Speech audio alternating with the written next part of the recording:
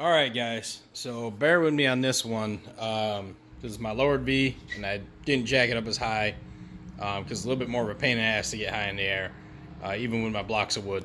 So a lot of people have been asking me throughout the years about the fitment on the 1320 Performance Toda style header and the Yonaka catback, and I have the 1320 test pipe. So at that time they weren't offering a high flow cat. I could have won one, but the test pipe, wasn't too bad at the time for me. It was a little loud. So on some of my prior videos, you can see, if you go check them out, I did a Vibrant Performance Ultra Quiet Resonator. And that seemed to give this thing a real good tone. I felt like I lost a little bit on the top end because Hondas generally open up at higher RPMs too, which is great and fun on the highway. But this motor really opened up. It was a lot of fun. As you know, I dynoed around 135 HP and 125 torque on an extremely hot day, 100 degrees. It was at that, and that's to all four wheels.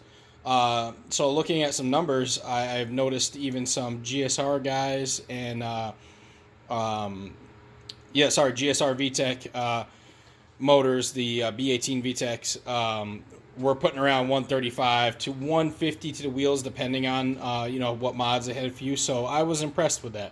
I really wonder what it would do on an extremely cold day, or not extremely cold, but a nice cool day, and if I took the drive shaft off too and just was front wheel drive. It'd be interesting to see.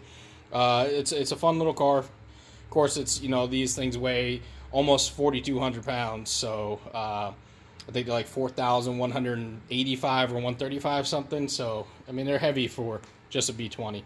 But regardless, I will try with this flashlight and try crawling on there and show you guys. So I heat wrapped my 1320 performance header. In fact, actually, my good buddy Cam, who's on YouTube and does gaming videos and other videos, Officer Ragstash, did this.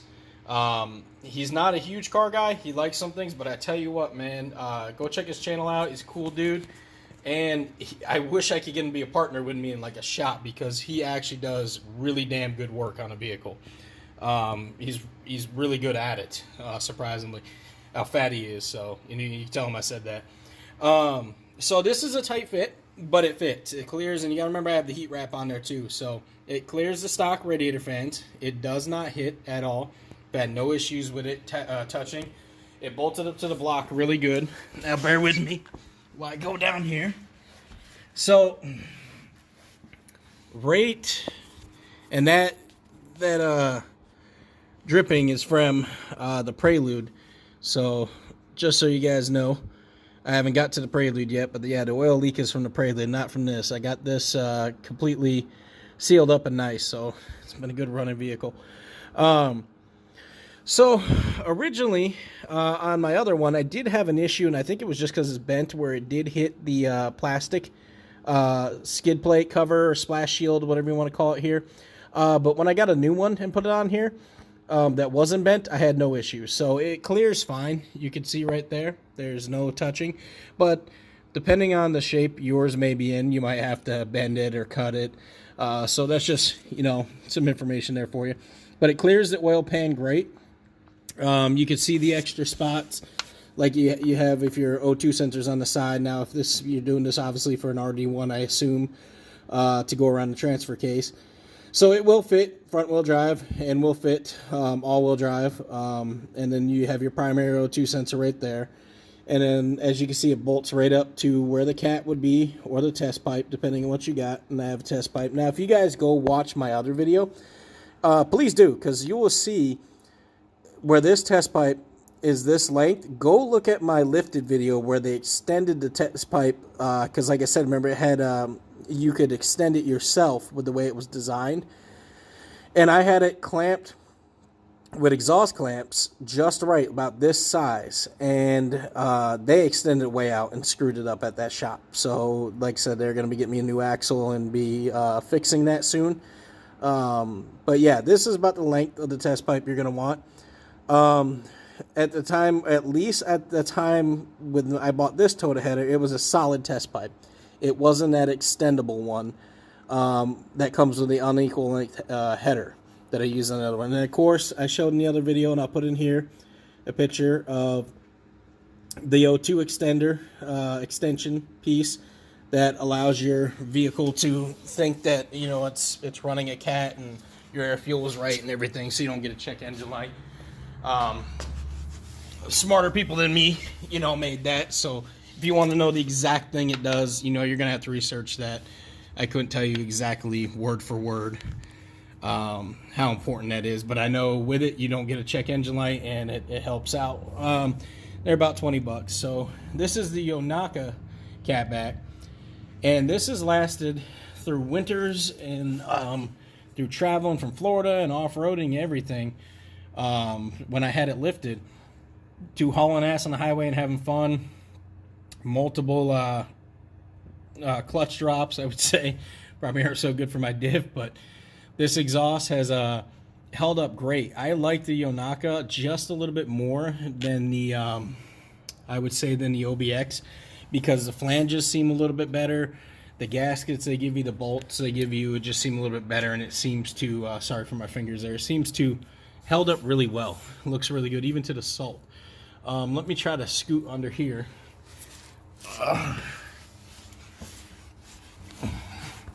So here's where I had them weld, and it's kind of hard to focus, but I had the ultra quiet, vibrant performance resonator put in there.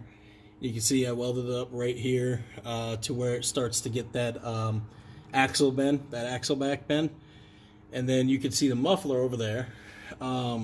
This really helped. It quieted down. It sounds a lot smoother. It's not so raspy. And again, like I said, guys, bear with me. I'm crawling under this car, and it's really low, even with the jack stands, for my big ass to get under. We're going to go back over here to the muffler. Okay. But the fitment on this is really nice. So if you look, you can see the fitment to the muffler. I can't stand mufflers that a tip come out here. Ridiculous to me. That just looks so stupid. For a lot of cars, depending, I mean, some cars it works depending what you got. If you set like an angle or something, I like that. But I mean, for a daily driver, I like the clean look with the tip just a little bit out and kind of flush with the bumper. So you can see here, let's take a look. Sorry, my phone was just doing something weird. Okay, so you see the muffler. The muffler welds. The muffler has held up well. The hangers, I use the stock OEM hangers. Ignore my broken sway bar links there. I got new ones coming. But yeah, if you look, I mean, it fits very good. Very much like the OEM exhaust. I've never had an issue with it.